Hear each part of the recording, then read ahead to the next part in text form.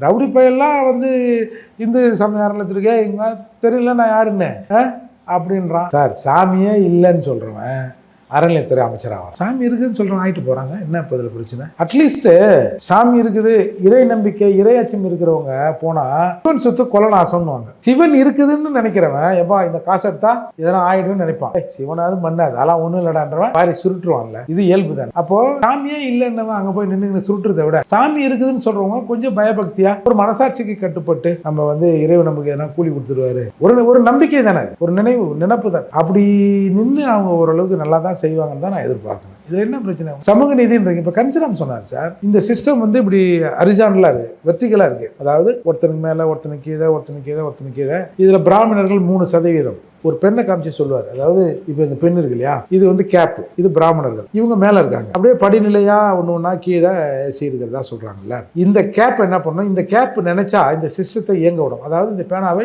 எழுத விடும். இந்த கேப் நினைச்சா பேனாவை க்ளோஸ் பண்ணி இந்த கேப் எடுத்து இப்படி வச்சு இதை ஹரிசாண்டல் ஆக்குனார். ஒரு சாதிக்கு பக்கத்தில் ஒரு சாதி 3% பிராமணர் இருக்கான்னு சொல்றோமா, அவங்களுக்கு 3% இடஒதுக்கீடு. அடுத்து யாரு ஒரு சாதிக்கு பக்கத்தில் ஒரு சாதியை வச்சு இந்த டிஸ்கிரிமினேஷன் அளவுக்கு எல்லாரும் ஒரே நேர்கோட்டில் இருக்கிற மாதிரி பண்ணுங்க.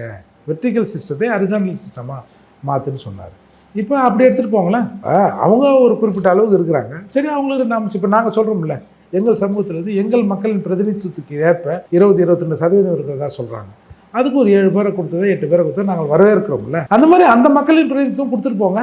சரியாக தானே இருக்குது. இதில் என்ன இருக்குது? இப்போனா அது பூதம் வந்தவனே எல்லாத்தையும் கட்சி திண்டுமா? எப்பா உங்ககிட்ட இருந்து தப்பிச்சோமே, அது போதாதான் எங்களுக்கு. அதால் இது கொடுத்ததே நாம் வந்து வரவேற்கும். கொஞ்சம் மனசாட்சி உள்ளவர்கள் ஆட்சி அதிகாரத்தில் இருக்கணும்ல. நீங்கள் கொடுத்த உடனே வந்து அவங்க எப்படி உங்களுக்கு எதிராக இருந்திருப்பாங்க? இப்போ மற்றவங்களாம் மற்ற கம்யூனிட்டி பீப்புள் தானே அமைச்சரவையில் 2 பேர் வந்து எப்படி அந்த அமைச்சரவை பாய்சன் ஆகிடுவாங்க? இல்லை அந்த துறையை எப்படி ஆகிடுவாங்க? அந்த துறையை ஆனால் முதல்வர் எதுக்கு இருக்காரு, அதிகாரிகள் எதுக்கு இருக்கிறாங்க? அதெல்லாம் கொடுத்து பார்ப்போமே. ரவுடி பையெல்லாம் வந்து இந்து சமய அறநிலையத்துறைக்கே இங்கே தெரியல நான் யாருன்னு அப்படின்றான். நான் அப்போ மட்டும் இல்லை இப்பவும் அப்படி தான் அப்படின்னு சொல்கிற ஆளெல்லாம் இந்து சமய அறநிலையத்துறைக்கு போடுறோம்.